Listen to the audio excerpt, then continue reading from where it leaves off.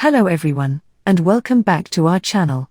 In today's video, I'm going to guide you through the process of updating your display drivers in Windows 10. So, let's dive right in. First things first, go ahead and click on the Start menu. From there, type in Device Manager in the search bar, and hit Enter. Once the Device Manager window opens up, locate and click on the Display Adapters option. It should expand to reveal your display adapter. Right-click on your display adapter, and you'll see a drop-down menu.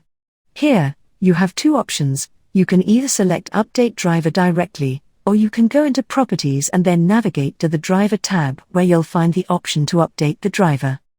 Once you've selected the Update Driver option, you'll be presented with two choices. Go ahead and choose the first option, which typically searches for the latest driver software automatically. And that's it. You've successfully updated your display driver in Windows 10. It's a straightforward process, but it's essential to ensure your system operates at its best. If you found this video helpful, don't forget to give it a thumbs up, subscribe to our channel for more tech tutorials. Thanks for watching.